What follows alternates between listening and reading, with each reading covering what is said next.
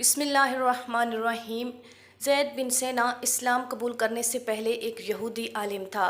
اس نے تورات شریف میں آپ صلی اللہ علیہ وآلہ وسلم کی صفات پڑھ رکھی تھیں۔ وہ حق کا متلاشی تھا۔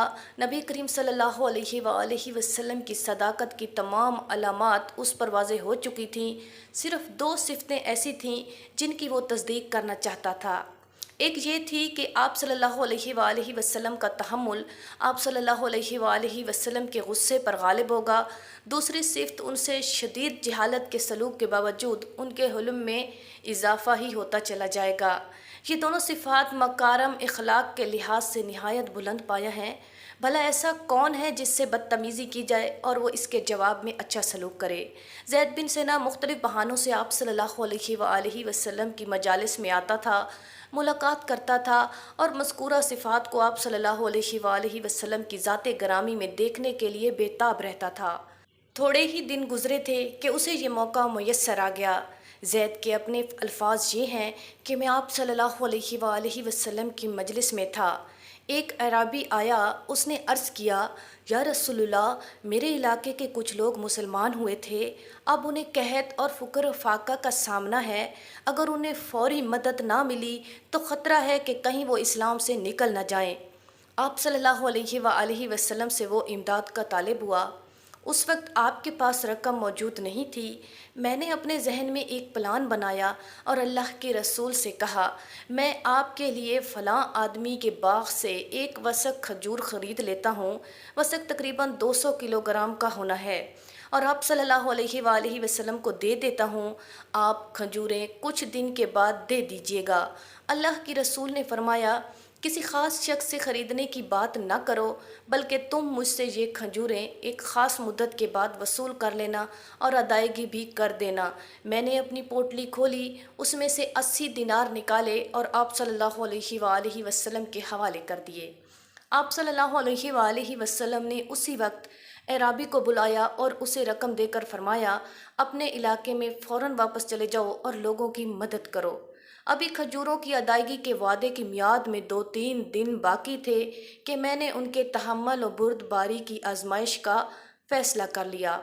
ایک جنازے کی ادائیگی کے لیے آپ حضرات ابوبکر صدیق، عمر فاروق اور دیگر صحابہ کے ساتھ جنت البقیع تشریف لے گئے۔ جنازہ سے فارغ ہوئے تو میں بھی وہاں پہنچ گیا۔ میں نے اپنے منصوبے کے مطابق اچانک آپ صلی اللہ علیہ وآلہ وسلم کی چادر پکڑ لی اور اتنے زور سے کھینچی کہ وہ آپ صلی اللہ علیہ وآلہ وسلم کے کندھے سے اتر گئی، اور ساتھ ہی نہایت کرخت لہجے میں کہا، محمد، میرا قرض واپس نہیں کرو گے؟ تم بنو عبد المطلب کے لوگ قرض واپس کرنے میں اچھے نہیں ہو، ادائے قرض میں بہت دیر کرتے ہو۔ میں اچھی طرح جانتا ہوں کہ لوگوں سے تمہارے معاملات کی کیا حالت ہے۔ زید کا یہ مطالبہ نہایت غیر معقول تھا، کیونکہ ابھی وعدے کی مدت میں کئی دن باقی تھے، اور پھر انداز ایسا بازاری جس میں پورے خاندان کو گھسیٹا گیا ہو، کسی بھی شخص کو غصہ دلانے کے لیے کافی تھا۔ عمر فاروق رضی اللہ تعالیٰ عنہ آپ کے ساتھ ساتھ تھے اور اس کی بکواس سن رہے تھے۔ وہ بھلا کہاں خاموش رہنے والے تھے؟ فوراً بول اٹھے، اللہ کے دشمن، تمہاری یہ جرت کہ تم اللہ کے رسول صلی اللہ علیہ وآلہ وسلم کے ساتھ اس قسم کی گھٹیا گفتگو کر رہے ہو؟ یہ میں کیا دیکھ اور سن رہا ہوں؟ اس ذات کی قسم جس نے آپ صلی اللہ علیہ وآلہ وسلم کو حق کے ساتھ مبعوث فرمایا ہے، اگر مجھے ان کی پاسداری نہ ہوتی تو تمہاری اس بدتمیزی پر تمہاری گردن اڑا دیتا۔ تمہیں یہ جرات کیسے ہوئی کہ تم ایسی واہیات گفتگو کرو؟